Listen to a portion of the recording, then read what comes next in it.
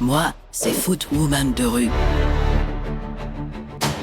Vous me connaissez déjà, en jouant à Barcelone, je me suis taillé une petite réputation. Des fois avec un style, disons, assez atypique. J'avais 2,20 m, toutes les qualités techniques et athlétiques dont on puisse rêver, et un record de but qui ferait pâlir Pelé. Ouais, j'étais au sommet. C'est pas moi qui le dis, c'était le commentateur. Football de rue qui a récupéré le ballon et qui passe une joueuse et qui se fait vite encercler, qui joue solo pour l'instant, qui se décale, qui est mise en difficulté. Va-t-elle tenter le dribble? Va-t-elle tenter? Oui, elle tente, elle réussit et Oh là là, mais quel but de Footwoman de rue! Les supporters adverses ont beau la siffler. Je pense qu'on va beaucoup l'applaudir parce qu'on vient d'assister à un but tout simplement extraordinaire. Footwoman de rue, contrôle, long de la ligne de touche, qui va prendre le mur sur son adversaire, d'un crochet extérieur, Footwoman de rue qui va entrer dans la surface de réparation adverse, Footwoman de rue qui s'excentre, frappant d'angle fermé, mais quel but de Footwoman de rue! Il y a eu Pelé, il y a eu Maradona, il y a maintenant Footwoman de rue. Et c'est pas pour me vanter, mais sans moi, le football féminin serait aussi reconnu que les enfants d'Elon Musk. Tout allait bien jusqu'à la rencontre fatale face à Leverkusen en finale de Ligue des Champions.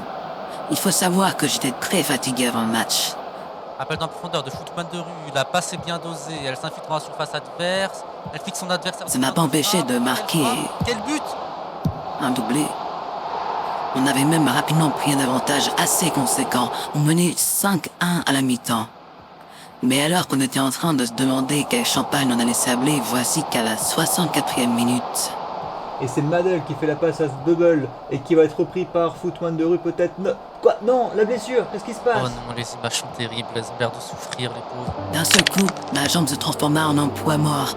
Mon visage dégouliné de sang et mon œil droit s'était fermé pour ne plus jamais se rouvrir. C'était la fin de ma carrière. Et un malheur, n'arrivant jamais seul, ma sortie a provoqué l'effondrement de mes coéquipières. L'équipe adverse fit une remontada humiliante et nous a lapidés. 7-5. La buteuse, Kramer. Et raccota cette année-là le ballon d'or féminin que j'avais tant poussé à mettre en place. Son sextuplé, je me voyais encore en cauchemar sur le brancard qui m'a mené vers l'hôpital où je passerai mes 24 semaines de coma. L'ironie du sort, un mois par but. Brisé physiquement et mentalement, je me suis terré chez moi. Car je n'avais plus de but, je ne ressentais plus la moindre envie. Mon plus grand rêve venait de disparaître à jamais. Tous mes sacrifices et mes années d'entraînement furent en pure perte. Puis, quelque chose arriva. À partir de cet instant, j'ai pris une décision. Je prendrai ma revanche. Loin de mes anciennes coéquipières de mon club, loin des radars des médias sportifs rapaces et loin de ceux qui se délectaient de ma chute. Je me suis préparé.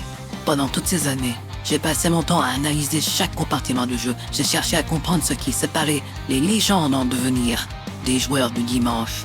J'ai regardé des centaines d'heures de matchs de Ligue des Champions, comme des compétitions improvisées dans les favelas brésiliennes. J'ai passé en secret tous les diplômes nécessaires.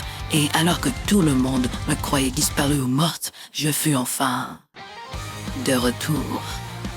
Pas en tant que joueuse, bien sûr, en tant qu'entraîneuse. Au Clermont Foot 63. 足の女、通りの。次回へ続く。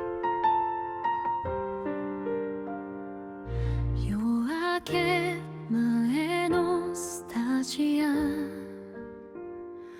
誰もいない芝生の上